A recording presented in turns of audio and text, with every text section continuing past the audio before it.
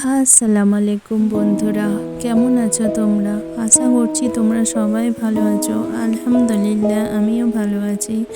আজকে মাংস দিয়ে ছোলার ডাল করে তোমাদের দেখাবো।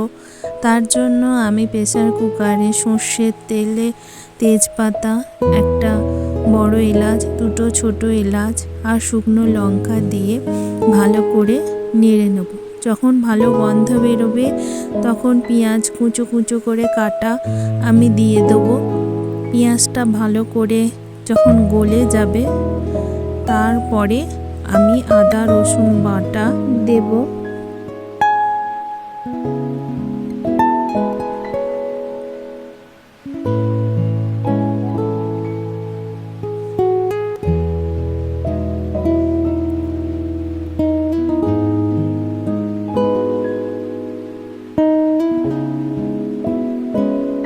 একটা গোটা টমেটো কুচি, কতগুলো গোটা কাঁচা লঙ্কা, নুন দিয়ে আমি মশলাটা আরো ভালো করে কষে নেব। তারপরে আমি একে একে সব মশলাগুলো দিয়ে দেব, যেমন হলুদ, লঙ্কা, ধনে, জিরে দিয়ে ভালো করে মশলাটা আরো কষে নেব।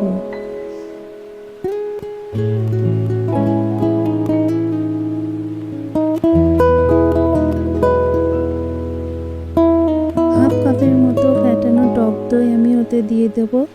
দিয়ে আরেকটু মশলাটা কষে গেলে আমি এবার মাংসগুলো উপর দিয়ে দেবো।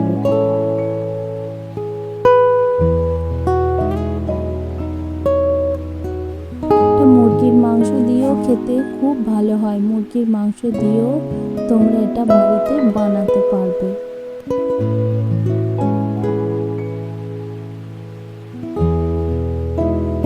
মাংসের সাথে যখন মশলাটা ভালো করে কষে যাবে, সামান্য একটু পানি দিয়ে আমি ওটা আরেকটু কষে নেব।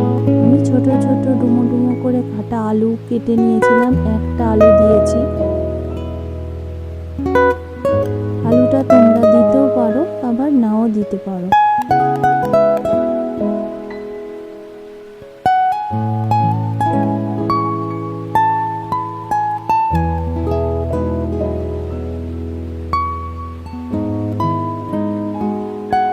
সামান্য পানি দিয়ে আমি গরম মশলা উপর থেকে ছড়িয়ে দিয়ে প্রেসারের মুখটা বন্ধ করে দিয়ে 6 থেকে 7টা সিটি হওয়া পর্যন্ত আমি অপেক্ষা করব। আমি সিটিটা খুলে দেখব মাংসটা গলে গেছে নাকি।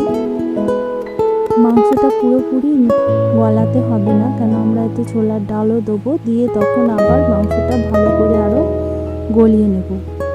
মাংসটা আমার হাফ গলেছে, ভালো করে গলেনি। তোমরাও এরকম হাফ করে গলিয়ে নেবে।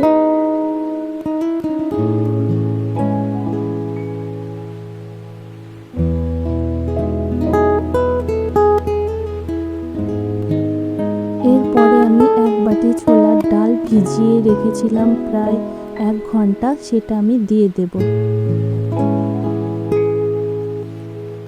এখানে আমি নুনটা চেক করে নিচ্ছি। আমার আর একটু নুন দরকার, তাই আমি একটু নুন উপর দিয়ে দেব। ভালো করে মাংসের সাথে ছোলার ডালটা যখন কষানো হয়ে যাবে তখন আমি সামান্য একটু, তোমরা যেমন গ্রেভি রাখতে চাও বা যেমন ঝোল রাখতে চাও সেই অনুযায়ী পানি দেবে। আমি অল্প করেই দিয়েছি, প্রায় 1 বাটি মতো। উপর থেকে ধনে পাতা দিয়ে আমি আরও 6টা সিটি দিয়ে দেব।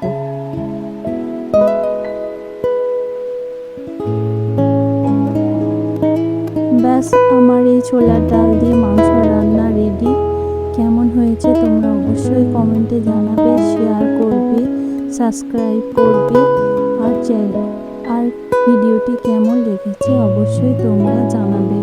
সবাই ভালো থাকবে, সুস্থ থাকবে আর দোয়া করবে।